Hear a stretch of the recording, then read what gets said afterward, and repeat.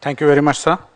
And thank you for those very succinct and very useful remark for my presentation as well. What I will do is that I have got a presentation which is short, just 13 slides. I will try to cover in 10 minutes. Essentially trying to cover what are the investment opportunities, not only in India, but probably other South Asian countries, and what are the regulatory and policy enablers which are feasible.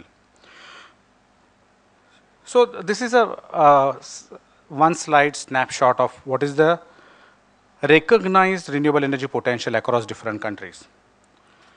You will find blanks in some of the cells, but that doesn't mean the potential doesn't exist over there. Essentially, the potential hasn't been assessed in those countries. Some of the countries which have done a lot of work in terms of assessment of potential include India, Sri Lanka, and to some extent Pakistan. Other countries, Bangladesh, Nepal, and Bhutan, haven't actually done the exercise of assessing the renewable energy potential. Having seen that, if you see those numbers, those are in terms of megawatt at most places, the numbers are huge. In fact, in some of the countries, the numbers are so huge that they can supply entire electricity requirement in those countries. Of course, it's not going to be feasible to supply the entire electricity through the renewable energy sources. So how do we go about it? And here I will take a cue from Chairman's slide, where he showed 4 periods in Gujarat and how the renewable or regulatory enablers did wonder. I have divided the same period into 3 the total period of since 1992-93. I have divided into 3 areas. If you can see A, B, and C.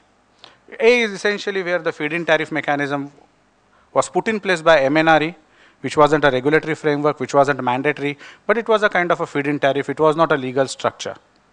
B is a period which is being referred, if you see, as a feed-in tariff period. And the C is the period when we are essentially moving on to the competitive mechanism by way of the renewable energy certificate mechanism. Having said that, in terms of the investment opportunities, in India, NAPCC has set a target, National Action Plan on Climate Change, probably you would have heard it over the last 2 days, and has set a target of 15% of renewable energy by 2020. And that renewable energy is going to include small hydro, that is the hydro resources below 25 megawatt. How much that works out to in terms of renewable energy capacity requirement over a period of that? A small sensitivity analysis. If you look at the table which is at the bottom of the slide, you would see that if you take the current, the capacity utilization factors for the renewable energy sources, something in the region of 8,000 megawatt plus capacity requirement per annum is required. What we have achieved, maximum as of today is just 3,000 megawatt plus. So in order to achieve even the 3,000 NAPCC target, we need huge acceleration in deployment of the renewable energy in the country. What are the targets in the other countries which we had in the first slide? India, of course, has got 15% target. Pakistan has kind of indicated 10% target by 2015. Sri Lanka has indicated 20% target from the non-conventional sources. That is, they exclude hydro in their definition by 2015. Bhutan and Nepal, they don't have any indicated target. Bangladesh has got an indicated target of 10%. One feature I would like to mention over here, none of the targets are actually legally binding targets in those countries. Those are the indicative policy statements of the respective governments, including that of India. So in terms of the investment opportunities, many countries have indicated the long-term plans for the development of RE.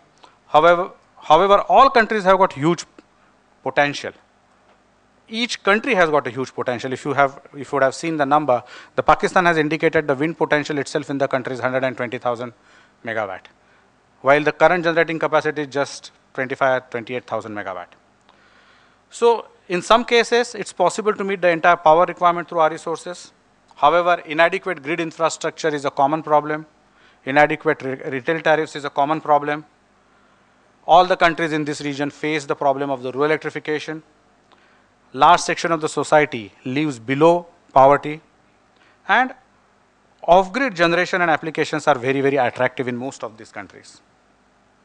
I will come to the India-specific initiatives. Of course, the big initiative is the Electricity Act 2003 and the two provisions within within the Electricity Act, that is the Section 61H and Section 86(1)(e). Section 61H talks about the fixed feed-in tariff to be provided to the renewable energy technologies. Honorable Chairman mentioned about the wind tariff in the state of Gujarat and how it has done wonders in the state of Gujarat. But the similar thing which we can see in probably most other states. As he mentioned, adequacy of this tariff is always going to be an issue. If with this tariff we could do 1500 megawatt from 337 to 350, whether we could have done 1800 megawatt, that question would always be there. So, but as he said, the regulator has got a very important task of balancing the interest of the two key stakeholders. One is the consumer, and the second is the sector entities. And both the entities have to survive.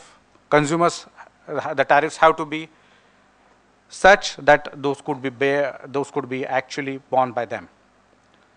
The couple of initiatives under for RE development which the regulators have taken over a period of time.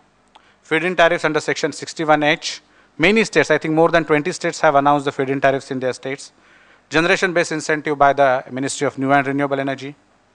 Renewable purchase obligation under Section 86(1)(e) of the Act.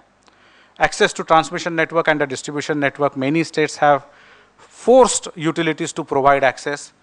Even though it's a mandatory, even though it's a kind of compulsory access, it's still not available. Development of transmission infrastructure in key states. The regulators have made provision in terms of the cost sharing between the generator and the utility. At the same time, the regulators have forced utilities to include or incorporate renewable energy into the transmission planning process. And finally, the development of renewable energy certificate mechanism. In my opinion, this last initiative is probably one of the most innovative and important initiative from the point of view of the renewable energy as a sector. Under this mechanism, the generator would get certificate for 1 megawatt hour of one certificate for 1 megawatt hour of generation, and that certificate he would be allowed, or he is being allowed to trade over the power exchange. The mechanism came into being on the 1st April 2010, initiated by CERC and implemented by many states in the country, including Maharashtra, Gujarat, Rajasthan. So most of the states have actually issued the RPO regulations and the REC regulations.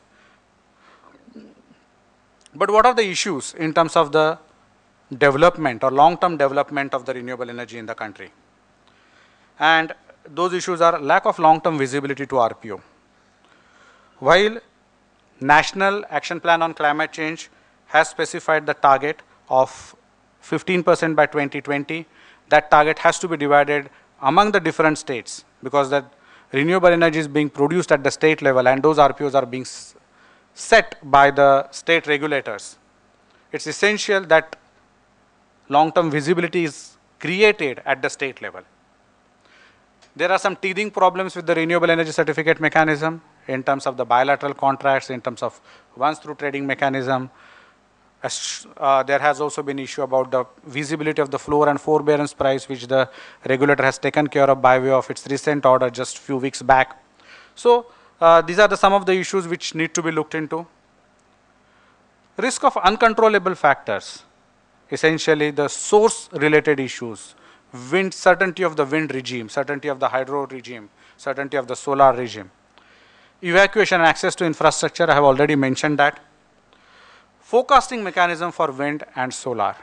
CERC has talked about the grid code, and the implementation of the grid code has been postponed for the wind sector to 1st January 2012. So we need to resolve that issues if we have to have a very large wind capacity integrated into the system. Requirement of multiple approvals, and finally concerns regarding the financial health of the utility. At the end of the day, all the renewable energy will be procured by the utilities, so their financial health is something which is of utmost concern to everybody. I will stop over here, well within my 10 minutes timeline. I will be happy to answer any questions, if any. Thank you.